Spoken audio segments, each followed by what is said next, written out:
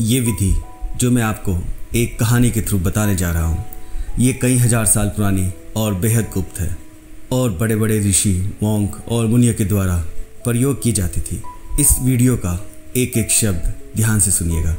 ये आपकी ज़िंदगी बदल सकता है और ये कोई अंधविश्वास नहीं है। ये वही है जो आज तक सबसे छिपाया गया है।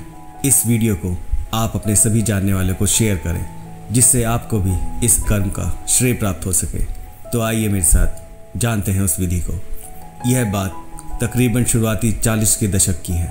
एक मोंक जो काफ़ी बुजुर्ग थे, उनका नाम इसरीम था। वह दुनिया के नॉर्थर्न हिस्से में एक बियाबान जंगल में रहा करते थे। ये दुनिया के सबसे खूबसूरत जगहों में से एक है। उस समय सिर्फ खेती ही एकमात्र भोजन का जरिया था। उसी दौरान वहाँ इतिहास का सबसे खतरनाक सूखा पड़ा और हर तरफ इंसान मर रहे थे। कोई रास्ता नहीं दिखाई दे रहा था। तभी मोंक के पास एक उनका बचपन का साथी तलाश करता हुआ मोंक के पास पहुंचा और उसने मोंक को सारी बात बताई और कहने लगा कि ऐसा सूखा आज तक नहीं पड़ा और वहाँ अब कोई नहीं बचेगा। अब तुम ही बचा सकते हो। मुझे पता है तुम ऐसी विधि जानते हो जिससे हम सभी की जान बच सकती है और बारिश हो सकती है। मुझे निराश मत करना। मैं अब यहाँ से खाली हाथ नहीं जाऊँगा। मैं यहीं मर जाऊँगा।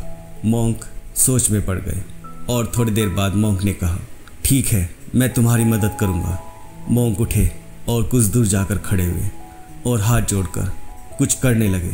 कुछ देर बाद वापस आए और अपने दोस्त से बोले कि जाओ, अब बारिश हो जाएगी। मोंक का दोस्त बोला, क्या आपने प्रार्थना की है?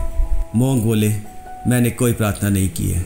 मोंक के दोस्त ने कहा, अगर आपने प्रार्थना नहीं की है तो आपने इतनी देर तक क्या किया?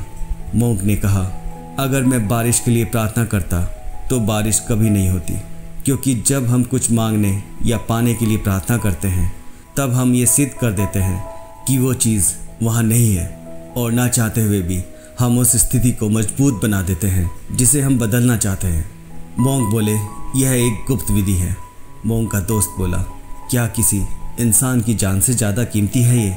मोंक बोले, हाँ, ये बहुत कीमती है, पर मैं तुम्हें बता रहा हूँ क्योंकि अगर बारिश होने में कुछ समय लगा तो बहुत से लोग मारे जाएंगे और हो सकता है ये विधि तुम्हें कई बार करनी पड़े। मैं अब बूढ़ा हो चुका हूँ। मेरी उम्र अब ऐसी नहीं है कि मैं इसे बार बार कर सकूँ। मोंक बोले, मैं तुम्हें इसे बताता हूँ, लेकिन जिस दिन तुम इसका गलत प्रयोग करोगे उस दिन के बाद ये विधि काम नहीं करेगी। मोंक ने कहा, ठीक है, तो ध्यान से सुनो। मैंने कोई प्रार्थना नहीं की बारिश लाने के लिए। मैंने बस उस चीज़ को अपने पास महसूस किया जो मुझे चाहिए था।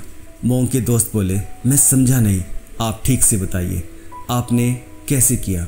मोंक बोले, मैं नंगे पैर खड़े होकर, अपने हाथ जोड़कर और आंखें बंद करके मैंने अपने पूर्वजों देवताओं को दिल से पुकारा और कहा कि मुझे आपका साथ चाहिए।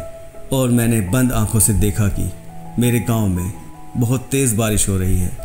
मैं कीचड़ में खड़ा हूं और खुशबू ले रहा था उस भीनी मिट्टी की जो हमारे गांव में तेज़ बरसात के साथ होने से हवा में फैली हुई है।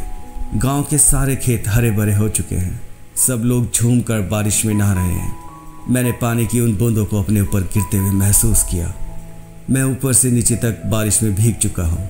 इसके बाद मैंने अपनी खुशी जाहिर की और धन्यवाद किया उस बारिश के लिए जो हो चुकी थी। अब मोंक का दोस्त जैसे ही अपने गांव पहुंचा, उसने ठीक वैसा ही देखा जैसे मोंक ने उसे बताया था। हर तरफ हरियाली ही हरियाली थी। सब कुछ अच्छा हो चुका था और हर तरफ मिट्टी की भीनी खुशबू फैली हुई थी।